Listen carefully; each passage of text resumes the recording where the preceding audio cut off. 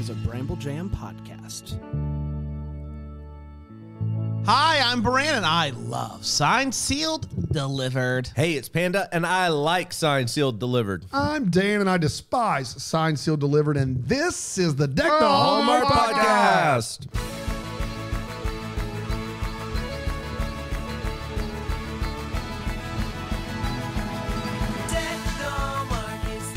Yeah! Oh, yeah! Oh, yeah. Friday. Oh, yeah. Friday. Oh, yeah. Oh, yeah. Oh, yeah. Signed, Sealed, Delivered. Signed, Sealed, Delivered. Oh, yeah. Just an uplifting episode of television. Every to week, talk about you with can your count on it. Are you kidding me? No, Are you kidding me? No. That's what I'm talking about, man. That was good. That was good. Time. Can't believe it. We've been waiting all this time. That was good. All right, we do hate our jobs. We can shut it down. Dude, how tough was it seeing I haven't talked to you about this, Dan, so this is airing some dirty laundry. But Oh, boy. how hard was it to read that news about Early Edition finally getting the reboot? Yeah, Oh, man. that was stung. tough. That was tough. That stung. We've just been sitting with that for a while now. Yeah, Chris was right. We should have done something. Yeah, we should have done something, Chris. Exactly. What are you going to do? That's us. Oh, sorry. Let's try to power through and have a good episode, though. Can Well, we do we'll that? see. What are you doing over here? You clearing off tabs? You looking up? What are you doing? Well, no, I was Can you getting just ready be to with think- us and be present? No. You No, can't. I can't. I Man. need to clear my tabs. It's the least that we ask, really. it's a It's tab. just be here and be present. Clearing the tabs. It's the Deck the Hallmark motto. Is it really? No, it's not. I had to clear the tabs. All That's- tabs have been cleared. Thank goodness. We all tabs have been Been cleared. cleared. Sound the horn. Tab. Wait, is that the horn? We got to get a better horn. we got to that's get a better horn. Yeah, it just kind of coughs out tab like an old man. Yeah, that's tough. Very exciting episode today. If you were with us just a few weeks ago, Panda, you were not, when we interviewed the one, the only Kristen Booth, That's right. Shane, here on this program, we talked about things that when she's in America, she misses in Canada, and then vice versa. And what she mentioned was ketchup chips. Nope. I'm just telling you right now. And she said to us, Dan and I were talking about it, we never had them. She said she would send us some. And she went above and beyond. She did. She sent us a bunch. A bunch Kristen of Booth. this is how confident she was that we would like ketchup bags. chips. What?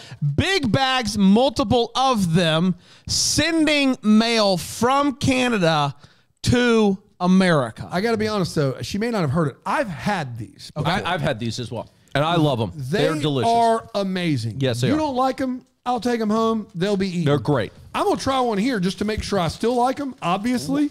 But when did you have them? I went to Canada on a youth trip in 2002 and Lay's is the best brand, in my opinion. Really? Yeah, I'm going to take one out.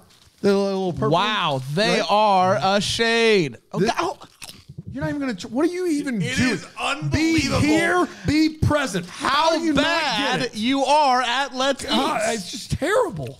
I'm just going to eat. I already have 4 pieces of dessert. I need the chip now. I can't wait for all of us to do it together. All right, let's Ready? It smells of ketchup. It does. All we right. ready? Let's eat. Let's eat. Man, Mom, those are good. that's everything I want it to be. That's the stuff right there. Man, Yeah, what a jam. I don't know. I can't believe you don't hate them. No, I do not hate them. I don't know. Crazy. I don't know how many times I would want to. Really? Dude, I'll take them all home. You don't have to worry about that. No. You want splitsies? I would. Yeah, we got like 4 bags. I'll give you 2. I don't hate them. I think I need to spend some. Guys, I'm not. That's one of those things where I'm going to drink some water. If not, I'll eat the whole bag. Those are real good. That's a can't eat just one situation. Yeah. If I would not take that bet, No, that'd be a tough bet. but you can't eat just one. I can't. I will not bet. on your life. Maybe on your life. If your life hung in the balance, I would try to eat just one. Gun to head. Can't do it. I'm sorry, I gotta have a second chip. I'm Dad, sorry. no. Panda, I'm sorry. No. I don't have a second chip. I can't. Oh. Gunshot. Thank you to Doctor. thank you to Kristen. So nice. So nice. Kristen Booth, God bless you. And are those her Etsy boxes? I don't know. She has an came in Etsy. Etsy. Oh, she does? She has. I feel like I saw it. Like she paints. Or Well, there you have it. They came in maybe an there Etsy. you Should go. buy some paintings. Put them in the studio. Yeah. Ooh, that'd be fun. I don't hate that. Kristen, if you're listening, what would it take for us? What's it called? A commission? To commission you to Paint us. Paint us. Ooh, man, I'm in for this. There's something special there. But do it in the style of Van Gogh. And just to, I don't With want the to. swirls and stuff. I don't want to say, you have to, but right over Dan's shoulder is a ornament that has been woodworked by Luke McFarlane. Luke McFarlane. Were you trying to stretch those words out so you can remember who it was? Is that what you're doing? No, I almost actually, thank you for calling me out, and I appreciate that. I do want to be honest. I almost said Daniel Lissing, and I knew that was wrong. Yeah. But I was going to get there. It was right there. So, but I do appreciate it. I'm here. Thank you so much. Here to help. Remember that time earlier we sang When You Walk Together? That was a moment. Man, that was, I don't think the people appreciated what happened. No, they did not. We No, weren't even looking at each other. No. We just full When You Walk, same time. Man, I love that. Perfect. I love that. All right, guys, you ready to talk about what's this program? Signed, sealed, delivered. Of forever. Wasn't that a movie? That's That's Edge the of name of the Tomorrow. That's the name of the episode. The Edge of Tomorrow. Would you rather watch The Edge of Tomorrow with who's in that? Tom Cruise, Yeah. Emily Blunt. Emily Blunt. That's Yeah. right. Yeah. That's right. Or Edge of Tomorrow is a solid movie. yeah. Yes. It's fun. In the theater, 3D. Oh my gosh, it was great. What was the Edge of the future? Forever. Forever. Yes. And then The Edge of Tomorrow.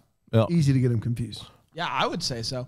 It originally aired on, let's see here. When did it come out?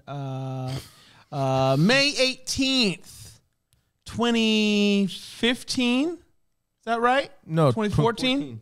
2014, how dare you try to rob me? You trying to rob me? That's on me. By saying the wrong year, you fibber? I'm a ribber, you're a fibber. I eat ribs, you tell fibs. Rip is here to eat ribs, Brand's here to tell fibs. You know what you can do to make up for not telling the right thing and saying a fib instead? You know what you can do, Brand? I need your participation, you fibber plus. Does it have something to do with a daggum wet nap? Float me a wet nap. I just need a little bit of your time and one wet nap for mine. How many ribs have you had today? 17 dozen racks. Holy smokes. Sometimes I just lick the sauce off them. Nap, please. Nap me. Hit me with a nap. Up top. Nap. That's not real. You just threw your hand in the air. I don't have. You've got a nap. You got backup naps. I know everybody's got backup naps. I don't have backup. backup. You told me that cardigan came nap free? Ain't no way. Sorry, do your clothes come pre-installed with wet naps? Yours don't? No. Who's the loser? You're just a He's big got fibber. you there. He does. You're the big fibber. You're going to sit here with a straight face and tell me your cardigan don't have naps in them? No, they honestly do not That's have a lie naps. from the pit of hell. I will. I'll say this. Lie and do not the truth. Nap me. One time. Hey, you just go ahead and nap. Nap. I don't have. Give me a nap. Man, he's getting upset. Quick nap. Can you nap him? Okay. See? I knew you were lying. You put that there. No. I don't think I'm the weird one, Ribby. For It's Rippy. what did I say? Ribby. Okay, That's insulting. but you love ribs. I do love Why don't ribs. you just change your name? No, don't call me Ribby. It's insulting. Trace, I don't know what Rig, I guess you deal with this now. I don't want the person who buys the year. Don't put me in charge of something. Yeah, I and understand. Then say, don't do it I this understand. way. I want in the contract. That's right. You are a fibber. I just don't want the I always person. have naps. Stop. This is That's on because you. you like cargo pants. I always have naps. I know you do. That's true. I know He you always do. does. I know you You're do. over here running your mouth like some big stink and don't have any naps over there. What I don't Rippy's want. right. He's crying. He's outside and he's crying. He's crying. Why right is now. he crying? He got the His nap. tears are stuck in his Fu Manchu. He's crying. I don't you're want. lying. I don't He's want. crying. You're lying. What I don't want, and I think we could all agree, is for the year guy on any given year to just have 5 minutes to heckle. I don't think that's what the year was meant to be. It's what his has turned into. If you'd float him a nap, it wouldn't happen. I'm just saying.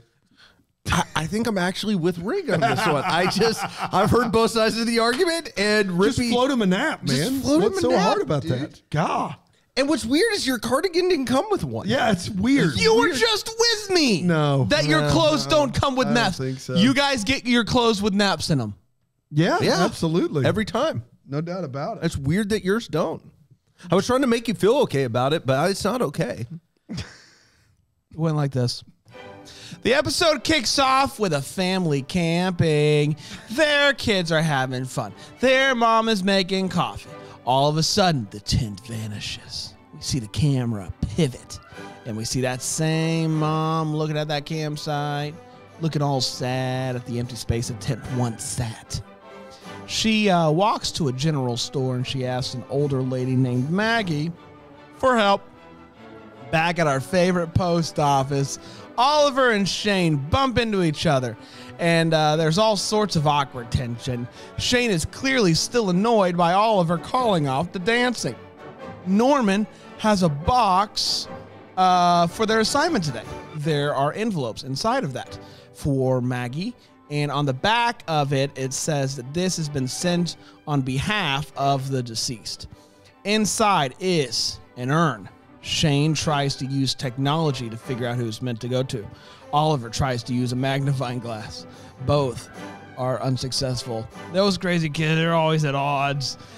We find out that Rita is signing up for the Miss Special Delivery Pageant. The text search, not helpful, but so they have to do some more digging. Inside that box, there's 2 more letters for Maggie to deliver.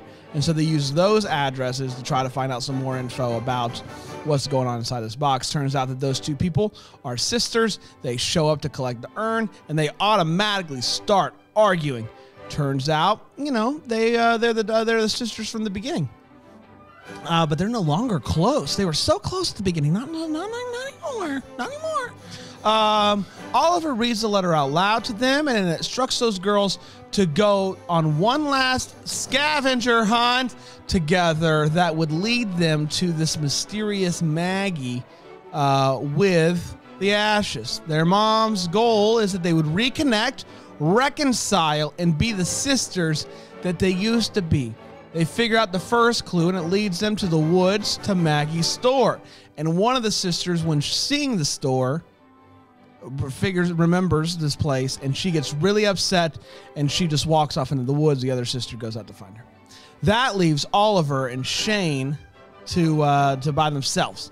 Shane begins to Google Oliver's wife's name and discovers that she signed a 3-year lease in Paris, and she tells Oliver. Oliver gets very upset by this. Says, "You had no right to do this. We might not even actually be friends." It's very serious. One of the girls shows back up and shares that then the other girl follows behind her, and they find out that the last time that they were here, it was 9/11. They walked in and discovered that their dad, who was on the plane, crashed into the World Trade Center, and that tragedy tore them apart. And they hash out what happened. Turns out that they both blamed themselves for their dad's death and thought that the other person blamed them as well. They clear it up, read the rest of the letter, head off to find the place that their mom wants them to to put her ashes. And what? I thought you said find the place that their mom wants them to scat. They both got to go in the woods and be like, That is in the letter. You guys missed that? That's the best part. It's a beautiful clearing that has an amazing view of the mountains. Oliver does what he does, shares the eye is on the sparrow. And I know. And that, my friends, was the Edge of Tomorrow. Signed, sealed, delivered. We did it. Let's take a quick break, and we'll come back. We'll talk about this episode of television here on Deck the Hallmark.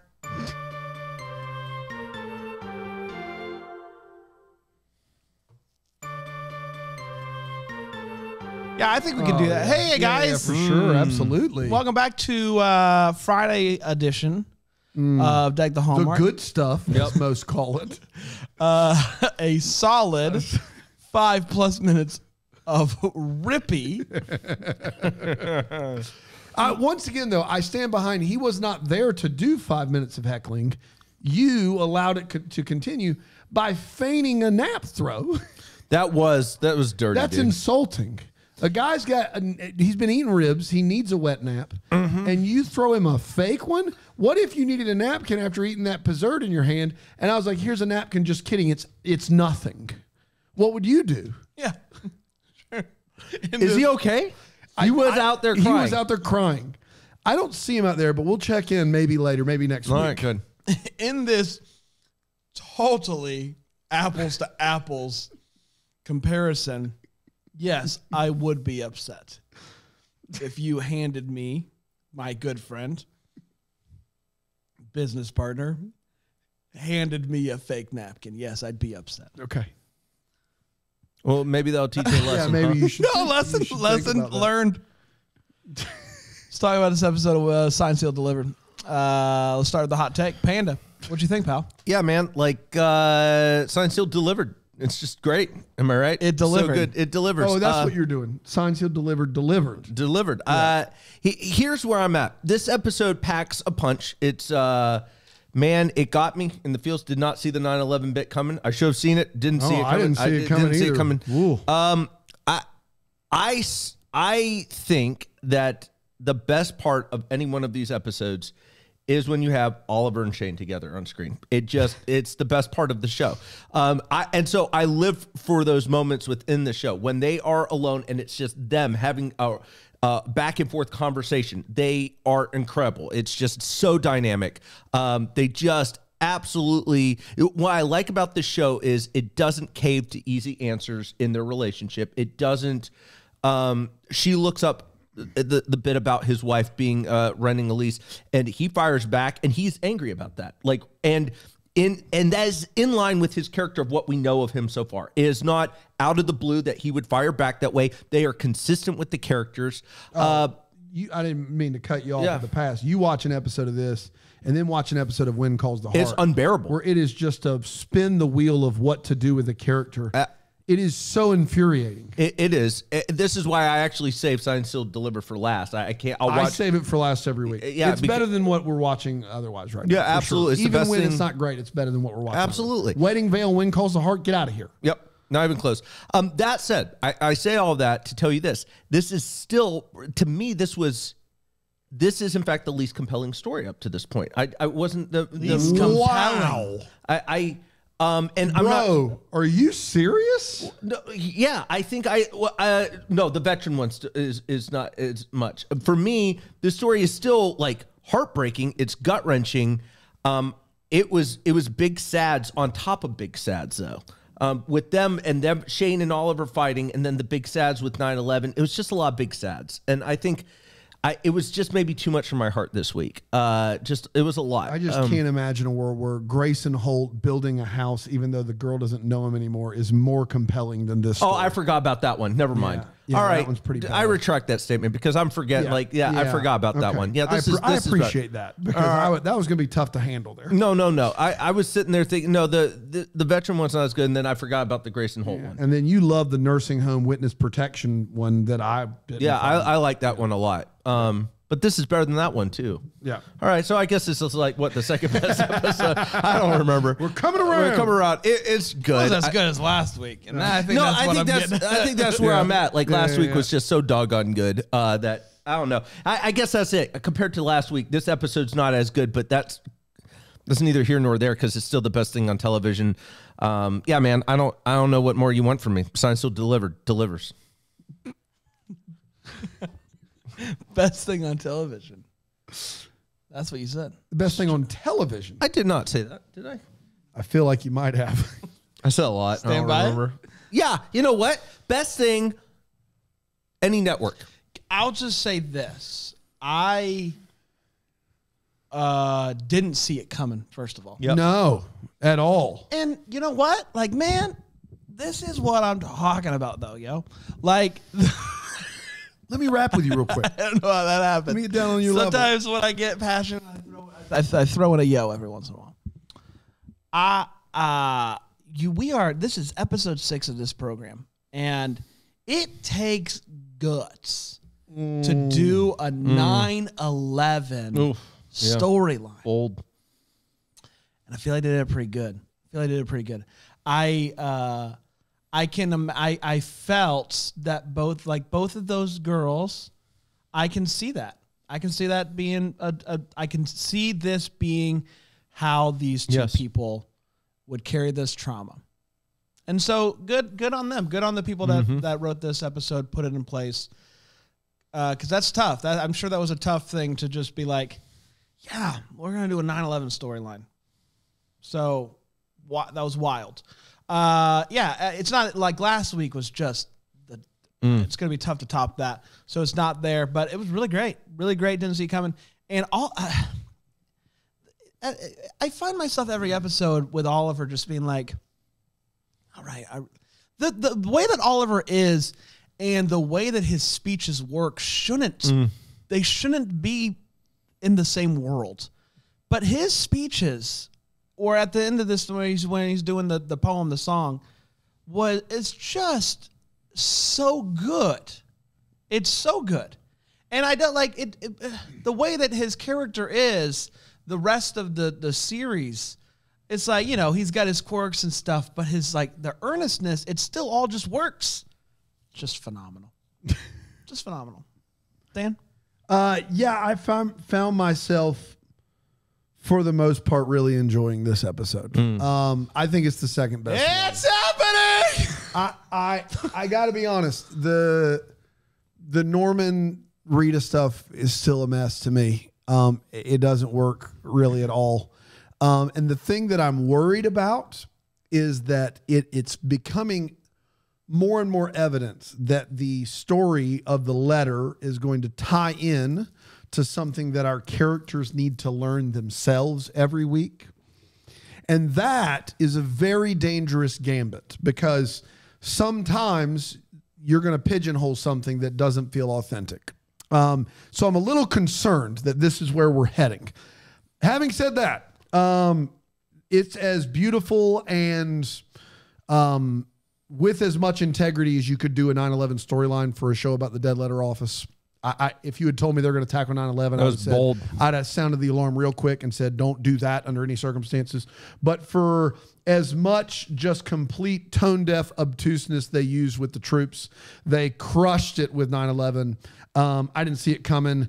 It was subtle. It was very alive and meaningful, and it showcased an aspect of 9/11 that I think we all forget, which is, in the aftermath of 9/11, those few days after it, how kind people were to strangers. And so you buy this woman, Abby or whatever her name is, Maggie. That's it. It's something. It being just kind to a stranger, and that is a wonderful memory to have for you, like us people our age who remember 9/11 and may have lost someone or knew someone who lost someone. And so that was very impressive. And then the Oliver look, guys, his eye is on the sparrow. Oh my God. I just don't know. I'll save some of it for my feels. This does not reach the heights of what they do with Billy Joel and how well they do it. But for him to pull that out, Eric Mabius is just, I can't explain. I want to interview the guy because I saw him in 2 Christmas movies and basically thought he phoned it in. This guy is doing more than he ever has to, and it's all subtly in character and really well. And then Kristen Booth is playing so well off of him, and what they do together is so very special. And so Yeah, I'm here to watch those two characters and do whatever journey that the show takes them on. And if they can continue to be the center of attention, and we don't get in the habit of shoehorning a lesson to be learned through the letter every week and make it obvious, like if it works, like this lesson about hope, like a mom hoping that her daughters could one day be together, and Oliver learning what hope looks like in its real form versus the hope he has of his wife returning.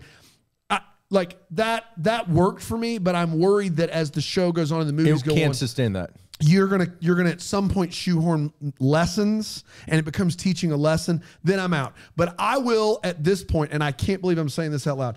It's the best thing that I've seen on Hallmark, and I'm going to agree with you now at this point. It's the best thing I've seen on Hallmark, and I will say this: I've never ever been invested in a character on Hallmark, and I'm invested in these two characters. Yes. Those two characters are worth watching every week. And at this point, I can't believe I'm saying this either, because I'm still on Rita and Norman, and I'm still like every week just hoping the show is good and not bad, because we still got more bad than good.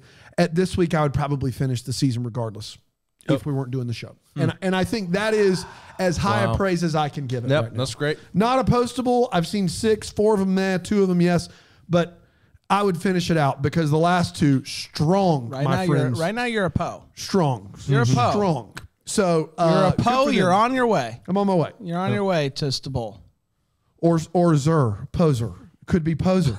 Could be just no. Could Postable be a no-go. or poser. Hey, everybody, welcome to Postable or Poser. Got a couple people here today. You got to decide who they are. Welcome, Tim. I love the post office. Hey, welcome. I love it, I promise. And don't ask me, I love it. All right, welcome to today's contestant who has to guess Postable or Poser. I love the post office. Tina, welcome. Hi. Tina, Postable or Poser? Tina, before you answer, you need to listen very carefully. Look in my eyes. I love the post office. I love it. He says he loves it. I think that could be he's a postable. He's a poser. Surprise, Tina. The post office can kick rocks. I've never been so disheartened in Fooled my you again. life. Yeah. Boy, that crushes. That's a good show. And I can't wait to hear that again in the best of. It'll be there. No, I don't know. Fooled you again. Fooled you again. Fooled Tina Which a second I have time. questions. Yeah. We don't have the time Oh, no, we or never the did. energy for that. Just float in the nap for crying out Oh loud. man, I tell you, just check your pocket. Let's do this. The feels. Okay. Panda, what you got? Dude, the last scene. I mean, he's sitting there. He's a man of faith. They establish he's a man of faith. And then you could see in his eyes just him reconciling the fact that he's losing his wife. Like, he's losing his world at that point, and he's mourning that. And you could see, you know, they've lost their mom in this horrible thing. They're reconciling, and now he's reconciling too, but to his own reality. I don't want to overread into this, but that last part where he sits there and he goes, and I know he's watching me. Well, It's just powerful, and man. the thing is this, and this is me being probably unnecessarily critical, but like they don't trust, it's Hallmark. And so they don't trust the viewer to get there. They have him actually find a bird earlier in the episode, and probably the worst Shane and Oliver related scene where he finds a bird and she doesn't care, to really hammer the point home. But what they do in this episode is subtle for the rest of Hallmark. Yes. Right? Like, it's still like, man, we don't need this help. We can do this on our own. We can put the pieces together. But for Hallmark, that is subtle and incredibly well done. Yep. And maybe it's really crushes. Oh it. my goodness. Oh my goodness. It is. And so my feels is Amazing. the same thing. Is it yours too? Yeah. Okay. But like for me, the word hope, when he says that word hope while quoting, he quivers a little bit. And it's perfect. Yep. Like it's just a perfect delivery. I don't know how many takes he got. If he did that on the first take, God bless him. It's perfect. Yep. Put on a clinic. He's put on a clinic out there. That's what he's doing. That's right. Let's take a quick break. We'll be right back on Tight Zone.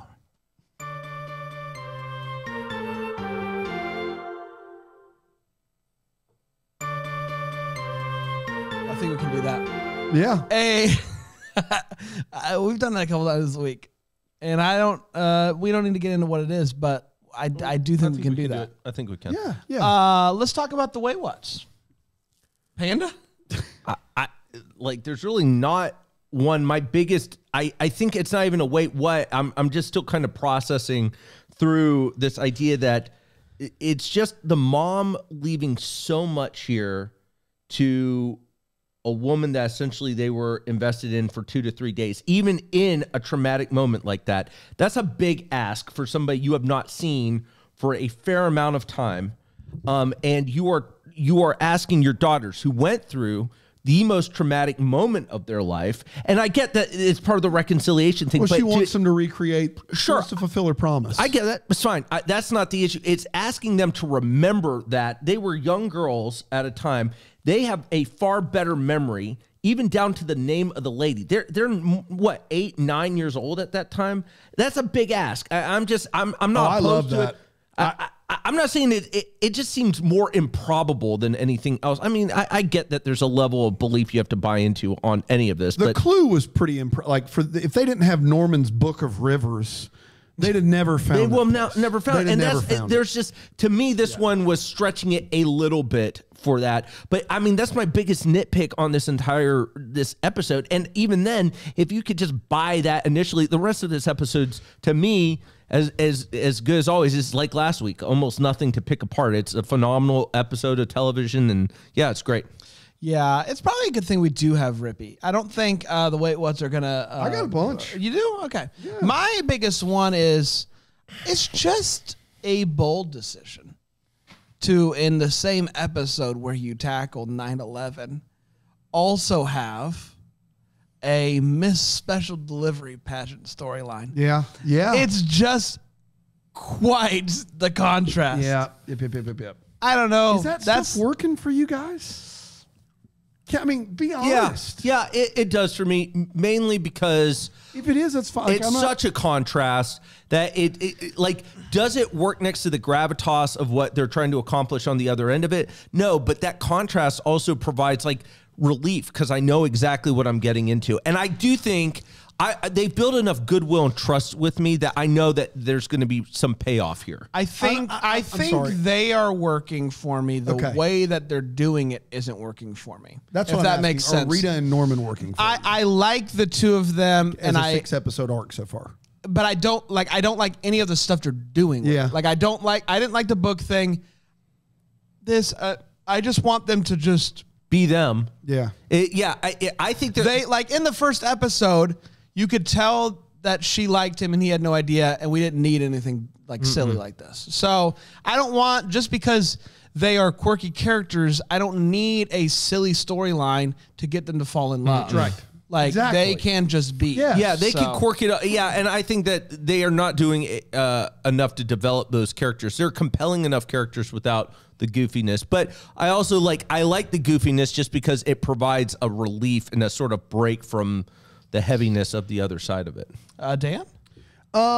So first of all, what's with the first 7 minutes of this episode having weird, wacky comic music in it?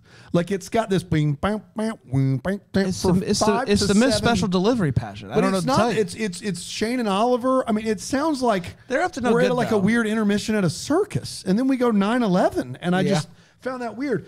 Another thing that I can't believe that went completely unnoticed, I think by everyone so far, is Oliver's holding the urn very solemnly, and the camera pans down on him, and the screen transitions into someone else holding the urn.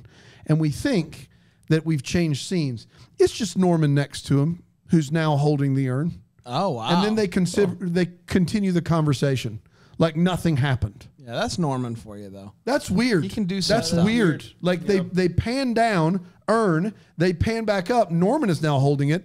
The conversation's still going. Everyone's still wearing the same clothes. Nothing changed. We couldn't be like, here, you want to turn? Like, we just went straight to that. I do find it a little weird that the dead letter office is all about being with these two girls for every step of the way. They're at the meet and greet. They're reading the letters. They drive out to the mountains with them. And then one girl is like, I'm walking off in the woods. And they're like, all right, see, it's not our business. It's not our business if you go in the woods. I mean, we have followed you on this entire journey and gotten very personal with you about how you and your sister fell apart after your mom died of what I believe is cancer. But you go off in the woods by yourself, by all means. I couldn't really make heads or tails of that specifically.